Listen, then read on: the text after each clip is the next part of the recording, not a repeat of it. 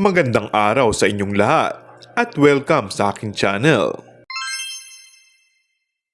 Naikwento ni Julia Montes na naiyak ang kanyang boyfriend na si Coco Martin sa kanyang bagong serye na Saving Grace. Nakapanayam kasi ni MJ Felipe si Julia para sa online talk show nito na On Cue, kung saan tinanong ang aktres kung napanood na ba ni Coco ang kanyang performance sa serye. Naiyak siya, say ni Julia, sa part na especially sa dulo ng episode 1. Dagdag pa niya, si Coco sobrang soft-hearted, yang taong yan. Sobra talagang buti ng puso ni Coco. So syempre yung ganong eksena nakakadurog ng puso talaga. Nagustuhan din ng bida ng FPJ's Batang Quiapo kung paano ginawa ang Saving Grace.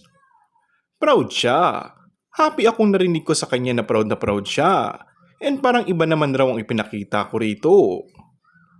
I'm sure magiging proud si Coco kay Julia. Dahil hindi nawawala sa pagiging number 1 sa Prime Video Philippines ang Saving Grace simula nung una itong lumabas. And that's all for our today's video. Kung bago ka lang sa aking channel ay mag-subscribe at pindutin na rin ang notification bell. Maraming salamat!